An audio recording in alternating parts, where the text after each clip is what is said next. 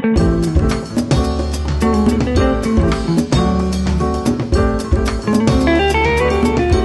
I had just one video to make, if I had to select the one thing that I wanted to share with the world of all the things I've learned, this would be it. It's something that I accidentally fell in love with while I was in college.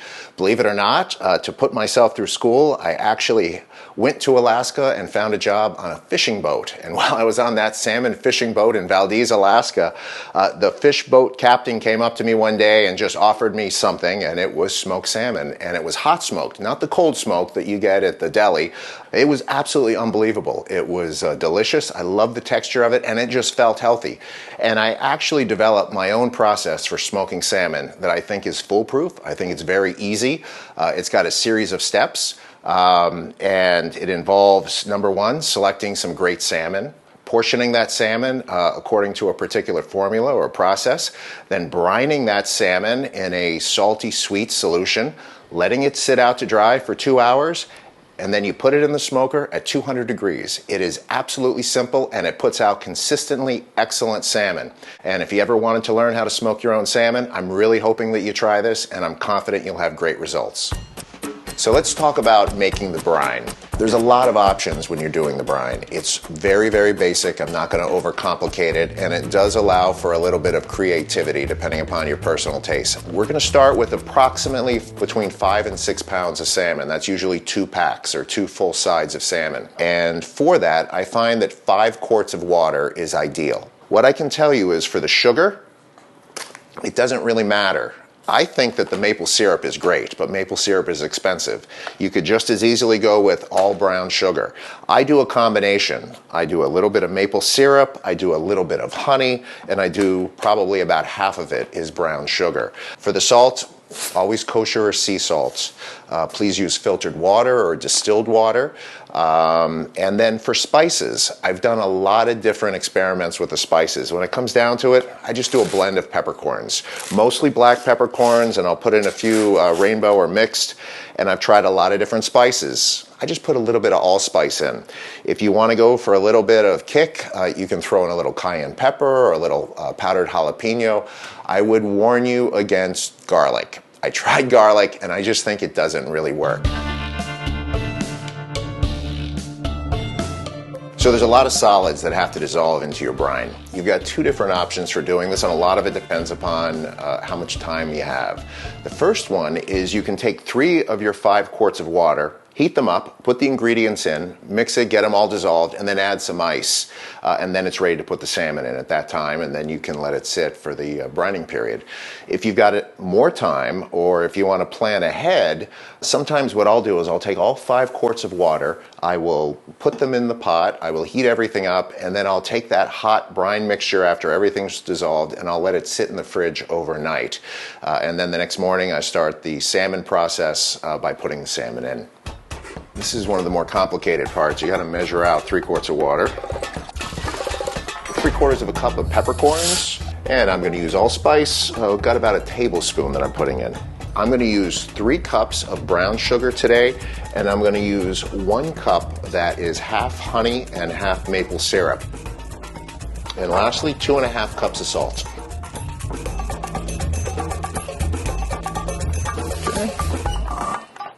So we're going to take this over to the stove right now, and we're going to stir it until it dissolves. You don't need to bring it to boiling. You just need to get it warm enough till everything dissolves before you add the ice. Okay, we cut the heat off just about a minute ago. This heated for 5 minutes, and I can tell from stirring it that everything is dissolved. And we're ready to put in the ice. Now we put in 2.5 quarts of ice. When that melts, that'll equal roughly 2 quarts of liquid water, giving us our total of 5 quarts.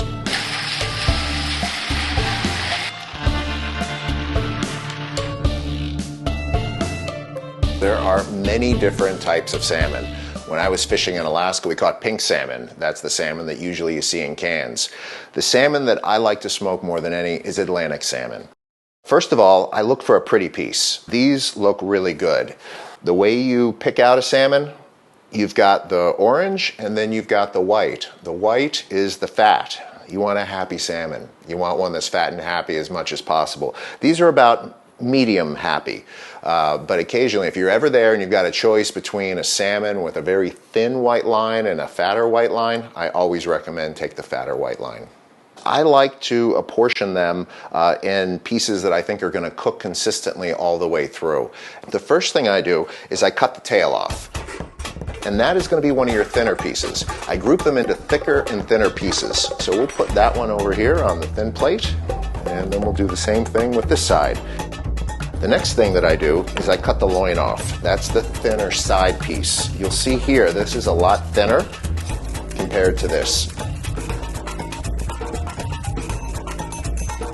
I like to cut them in pieces about this size. And here we have roughly 6 pounds of salmon. We've got them grouped into the thicker pieces and the thinner pieces. When we go to brine these, I recommend doing probably 25–30% longer on the thicker pieces than the thinner pieces. If you put them all in at the same time, it really won't matter. We're going to go 5 to 6 hours on the thicker pieces, and we're going to go probably 3.5 to 4 on the thinner pieces.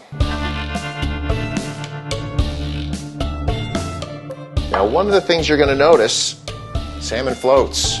So what do we do about that? We want it to absorb the brine. So this is a trick that I've employed. I find a plate that's roughly about the same size as the pot, but by setting this on top and just submerging it a little bit, this will ensure that all the salmon stays below the surface and brines more effectively. Now we're going to take the brine and let it sit in the fridge. We're going to take it out in about 1 hour and 45 minutes to 2 hours, and we're going to add the thinner pieces. And back to the fridge. The salmon brined for 5.5 hours, and now we're going to take it over to the sink, and we're going to take out each piece and individually rinse them all. And then we're going to lay them out on some paper towels. We're going to take some more paper towels and pat it dry thoroughly. And the last step before we let them sit out to dry for 2 hours is we arrange them on the rack. Before we put them on the rack, we've already sprayed it with some PAM so that they won't stick. One of the tricks that I've learned is elevating the racks. You can see I've got some plastic here that I've done it. You could easily do it with a pot or a pan, but just make sure that the salmon is able to breathe both on the top and the bottom. By letting it sit out for a couple hours, this allows it to continue to evaporate a little bit, and the fish gets a little bit denser and it smokes better. I've used a lot of different types of smokers over the years to smoke salmon. I just think that the electric smoker from Masterbuilt is really one of the most dependable, reliable ones to use because it holds a temperature exactly at 200 degrees. You can electronically set it up. It also has a Bluetooth feature if you want to use your cell phone, but you don't need to go that sophisticated. 200 degrees, 2 hours, it's that simple. So now we put the salmon in.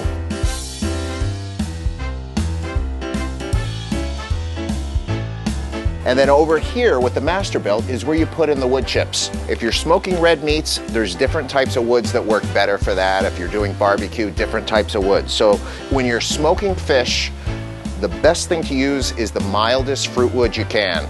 You don't want to overpower the fish with too much smoke. So today I'm going to be using peach wood. If you can't find it, apple will work just fine. You just drop wood chips in it, you twist it, and there they go. Most smokers have a vent. You want your vent about halfway, a little bit over halfway open to allow good airflow to come through. If you close the vents, you'll get way too much condensation in there and you won't like the result. I come back out usually 2 times when I see the smoke starting to drop off, and I add more wood chips.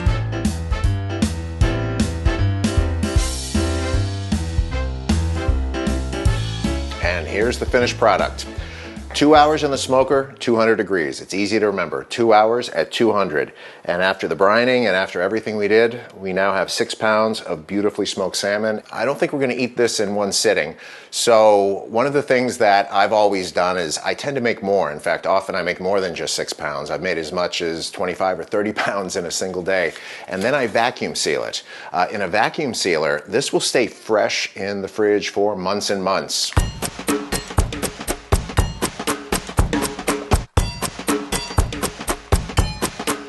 And 10 hours start to finish. Of course, it's not 10 hours of solid work. And this is your reward, smoked salmon. I've got enough to last for months. I'll be able to dip into this. I can put it on salads. I could have it by itself. And in fact, I think I'm going to try some right now.